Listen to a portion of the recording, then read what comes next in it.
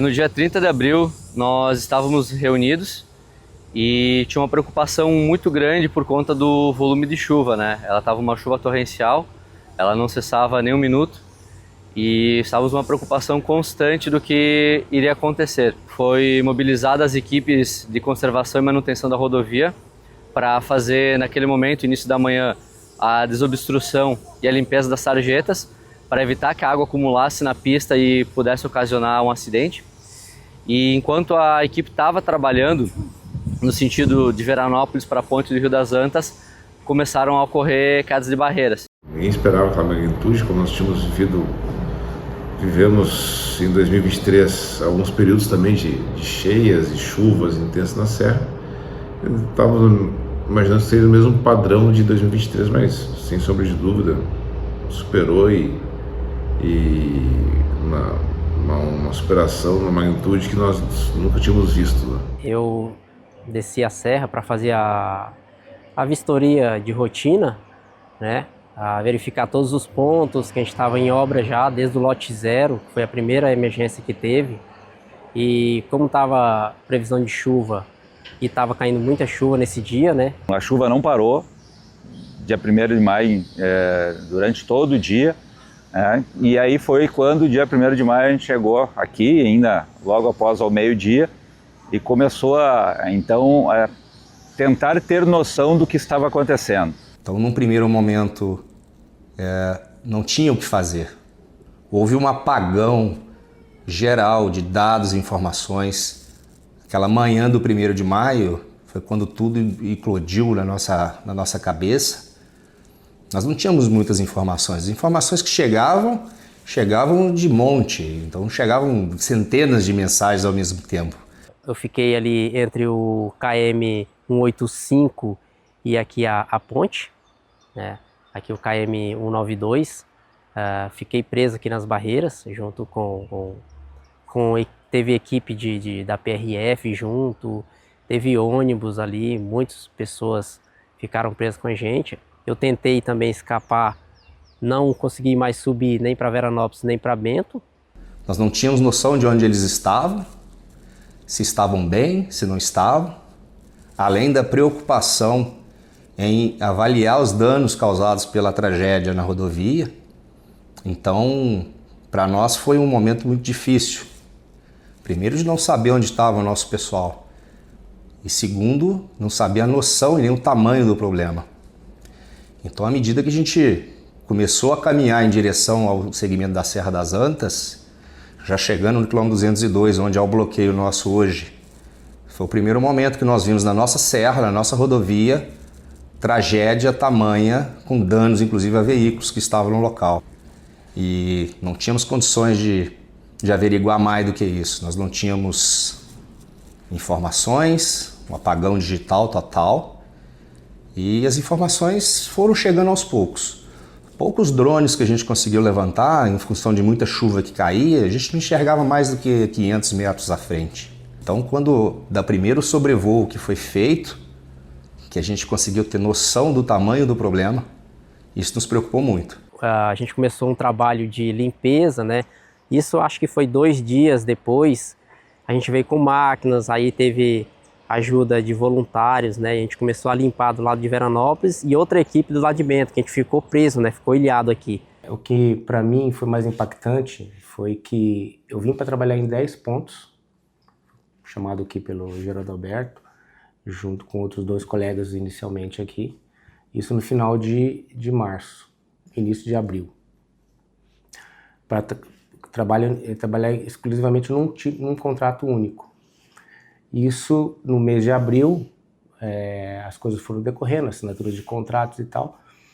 Quando a gente estava para mobilizar num dos pontos principais, que era do contrato deles, que era o ponto 11, que é o quilômetro 202, veio a chuva. Aí inverteu tudo, que eram inicialmente 10 pontos, viraram mais de 100 e poucos pontos. E a gente via, assim, na TV, nas redes sociais, tudo que estava acontecendo aqui na BR-470. Os morros caindo, a rodovia, tu olhava para aquilo e tu dizia, não, essa rodovia aí não vai liberar em menos de 2, 3, 5 anos. Era muita coisa que tinha. Nós fomos acionados, a minha colega Elisiane e eu, para nós estarmos para cá, colaborando com os colegas aqui devido à situação do evento que aconteceu. Quando a gente chegou aqui na Serra das Antas, o ponto mais exato no quilômetro 185, no Belvedere, a gente se deparou com a instalação do grupo de apoio dos socorristas. Eles estavam com ambulâncias aqui no Belvedere, médicos, enfim, tinha todo um aparato de profissionais da área da saúde que estavam recebendo as pessoas feridas, enfim, que estavam ilhadas e isoladas no decorrer da serra. Quando nós chegamos aqui, a primeira necessidade que nós vimos foi a questão de pegar e abrir um caminho de serviço para esses transportes da área da saúde e também da área da segurança pública poderem acessar esses pontos aonde essas pessoas estavam. A ação imediata que o DENIT já tinha, em questão de dias, em questão de semanas, já tinha restabelecido condição para poder entrar com máquinas, condição para poder entrar com caminhões e restabelecer o tráfego, né? Se a gente pensar, a tragédia aconteceu dia 2 de maio, vamos dizer, quando foi dia 2 de julho, 60 dias depois, o comboio já estava liberando. De fato, foi uma operação construída em várias mãos, né? A equipe toda pegou junto, foi trabalhando, cada um na sua etapa, da desobstrução da via até a questão de projeto, levantamento, dados iniciais, prerrogativas iniciais. Isso tudo foi levado, cada dia parecia uma semana de trabalho. O que vem de alento com isso? Nenhum momento o DENIT se mostrou ausente nessa questão. Então a superintendência veio para cá, a diretoria de Brasília veio para cá, o ministério veio para cá. Então todo mundo se envolveu numa corrente de união e força para que tudo aquilo que fosse possível ser feito fosse feito a tempo e hora. Tudo passou por uma programação feita às pressas, equipamentos vindos de vários locais do estado, as empresas contratadas e terceirizadas trouxeram gente de fora, outras empresas prestadoras vieram ajudar, então foi uma corrente muito positiva. E fomos andando, a cada metro que descia a serra o problema só aumentava, as encostas muito íngreme, muita água, e para levar máquina para socorrer pessoas. Já de cara, assim, as pessoas, a população não conseguia mais acreditar. Muitos falavam que era o fim da serra, que ia demorar anos para ser restabelecido. Esses 24 quilômetros foram 88 pontos de grandes ocorrências, sendo que 8 deles com total rompimento da plataforma da rodovia, mostrando a dificuldade que seria a recomposição do trânsito em cima da via. Nós levamos praticamente 14 dias para nós chegar até o quilômetro 189. O objetivo era chegar até a ponte, que é do Rio das Antas, que é o quilômetro 192. Porém, quando nós chegamos até o quilômetro 189, não tínhamos êxito em pegar e passar por uma das barreiras, que até hoje se torna, creio eu, que uma das maiores dificuldades para nós recuperar a rodovia.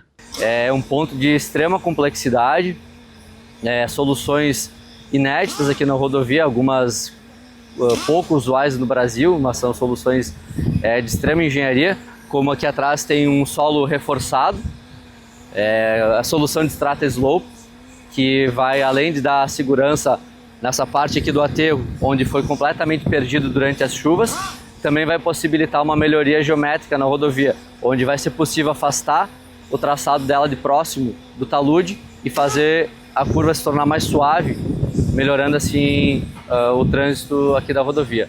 Quando nós chegamos no quilômetro 189, que foi onde a equipe de Veranópolis não conseguiu mais avançar, em virtude do equipamento que eles tinham disponível no local, e a gente conseguiu fazer a primeira passagem, encaminhamos até Veranópolis, onde a comitiva de prefeitos da região nos esperava, com ansiedade, e a gente fez o primeiro encontro falando, estamos aqui. O DENIT está aqui, vai estar aqui. E nós vamos continuar aqui. Já estamos aqui por uma ligação terrestre entre Bento e Veranópolis. Então liberamos o trânsito de forma controlada no dia 2 de julho e seguimos com as ações de construção e limpeza. Passamos então a botar em prática os planos de trabalho e a partir deles as contratações emergenciais. A emergência afetou a ponte também, né? Ela envolve a ponte também. A ponte Ernesto Dornelles, ela foi uma ponte projetada na década de 30, construída na década de 40 e entregue na década de 50, uma ponte de mais de 70 anos.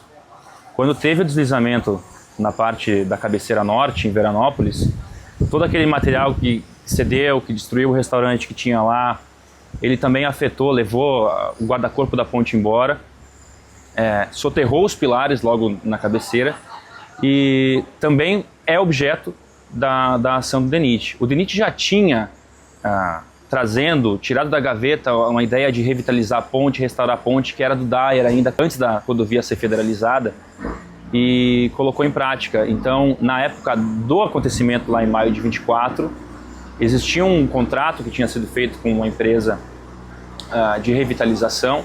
Esse contrato teve que ser paralisado com o intuito de que vamos dar seguimento nas obras, vamos deixar a rodovia novamente em condições, pelo menos de ter o trânsito, e assim a gente retoma. Então, tão logo o trânsito foi retomado, o contrato foi retomado também, a empresa já estava com projetos de revitalização e desenvolvimento, e agora em junho desse ano, de 2025, reiniciaram as obras de revitalização. As soluções de engenharia que estão sendo aplicadas aqui, acho que se pegar o manual de geotecnia e contenção de encostas, acho que quase todas as soluções da engenharia está sendo aplicado neste momento na 470. Cortinas atirantadas, são muros de gabião, solo reforçado, solo grampeado, barreiras dinâmicas, barreiras de fluxo de detritos, muita terraplenagem, muito enrocamento, muito equipamento de drenagem para a condução dessas águas e, inclusive, a utilização de 2 viadutos como solução, justamente solução de contenção, solução de geotecnia, já que a gente acabou, através da solução de viadutos, corrigindo a geometria da via, afastando a rodovia do talude, onde pode ter uma nova ocorrência, e fazendo com que a rodovia fique menos suscetível a uma nova ocorrência. Nós temos eventos grandes em outras rodovias, mas com certeza a maior extensão e a maior magnitude, né, de algumas contenções vão acontecer na 470, estão acontecendo na BR-470. Então aqui a gente está no ponto 11, ABCD. Dentre as soluções a gente pode ver lá no início um projetado, acima do projetado um grampeado verde, aqui onde o pessoal está executando aqui um gabião, aqui um grampeado verde, aqui está a atuação do alpinista, que é um rapaz treinado pela empresa, que ele fez toda a parte superior do ponto, que é toda feita, exige um rapelista. E se a gente for pegar mais à direita, a gente pode ver um grampeado verde e a grande cortina do ponto 11, que foi o desafio inicial do ponto. A implantação de tela metálica de alta resistência para segurar esses blocos, que os blocos não escorreguem, não caiam na rodovia e não atinja algum veículo que venha passando. E em conjunto com essa tela de alta resistência, foi implantado fibra de coco nas partes onde tinha mais argila.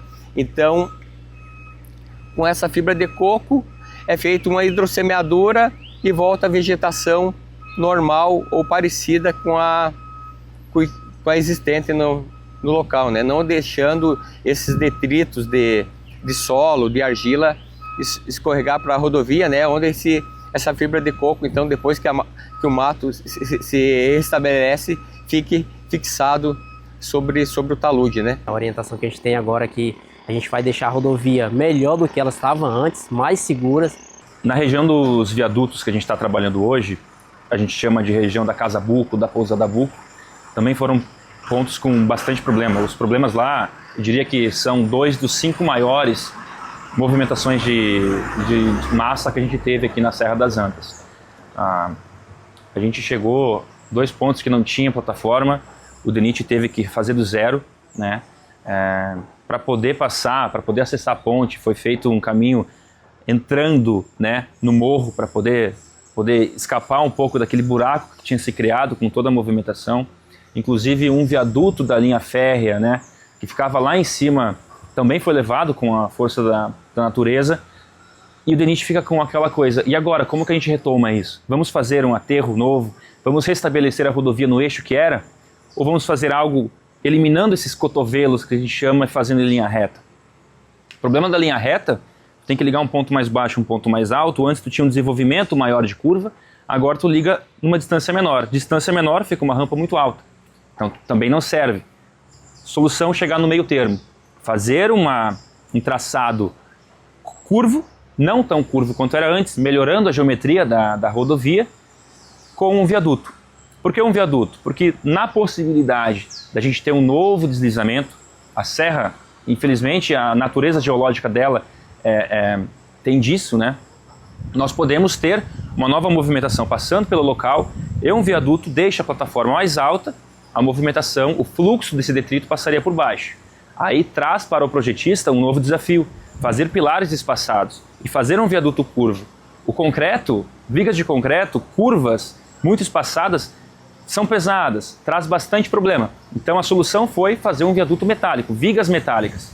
Elas estão sendo instaladas no momento, agora no final do mês de outubro, e elas permitem toda essa dinâmica de menos peso, mais maleabilidade, mais durabilidade, né? Um material que, em primeira vista, ele parece ser um material não tão bonito visualmente, né? Mas é um aço todo preparado, um aço patinável. Existe uma camada de sacrifício, que é uma proteção que ele tem.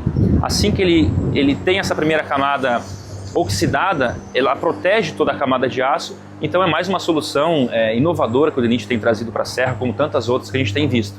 Eu estou aqui desde a federalização da rodovia. Eu estou há 10 anos aqui na rodovia como engenheiro supervisor residente aqui do trecho da 470. Eu tenho essa rodovia para mim como o quintal da minha casa. Eu moro a 1 minuto da rodovia. Eu ando nessa rodovia todos os dias, até nos meus dias de folga. Se eu precisar de sair de onde eu moro, eu estou na rodovia. Então a gente tem um carinho muito grande por isso. Isso aqui representa muito, tanto na área pessoal e profissional, né? A gente é acostumado em trabalhar em rodovia no dia a dia, em pavimento, terraplanagem, e chegar aqui, ver uma situação dessa totalmente diferente, né? Então, um conhecimento aí que a gente vai adquirindo ao longo dos dias sobre geotecnia, né? Que a gente não costuma ver muito na parte rodoviária.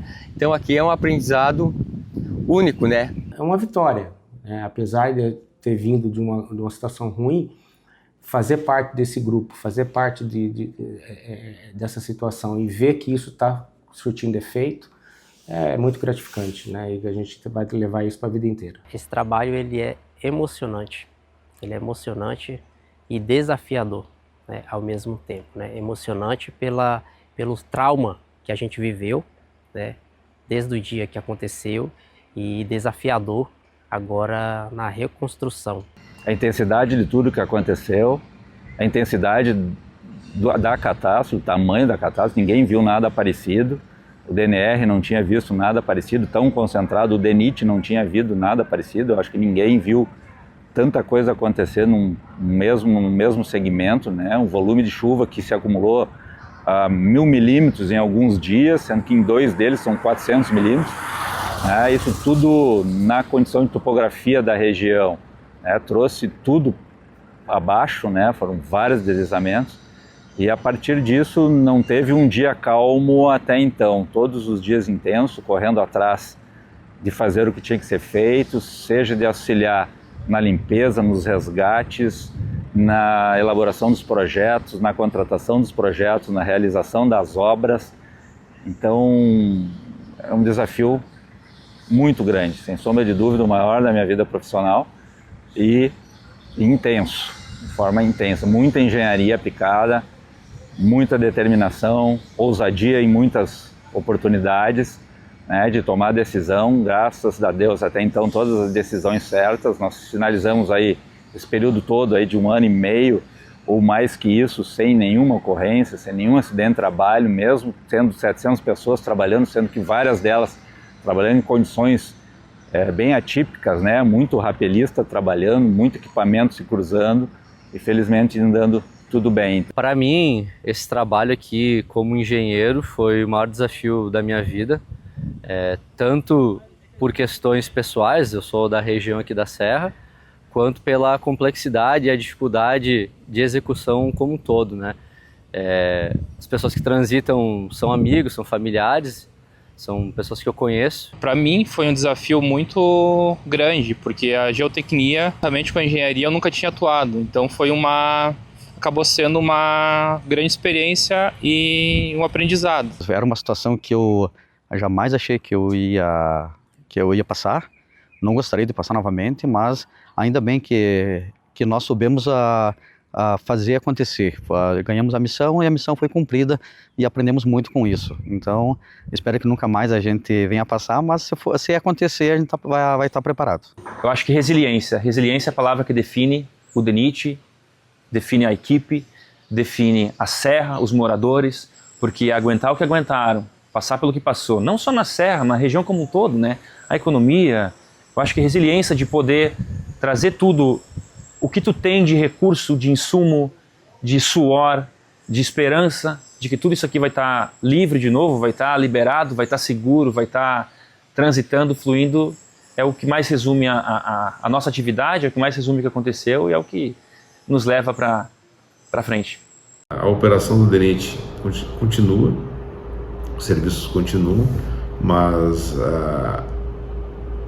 e a conclusão das obras não é o fim, é só a continuidade do sistema de proteção necessários para as rodovias que a gente vai seguir monitorando e adequando as suas contenções, né, conforme o andar de cada período e necessidade caso seja ampliação ou novas estruturas ao longo dos anos. Salvar a gente não é fácil. E, querendo ou não, a gente tentou, de alguma forma, salvar pessoas. Eu acho que a gente todo dia, nosso grande mantra aqui, em tudo que a gente faz na engenharia rodoviária, se a gente salvar uma vida com qualquer intervenção nossa, já valeu toda uma carreira. Eu acredito que a gente tem feito esse trabalho. Não só agora na reconstrução, mas desde quando nós assumimos isso aqui. A gente busca sempre fazer da engenharia uma ferramenta de salvamento de vidas.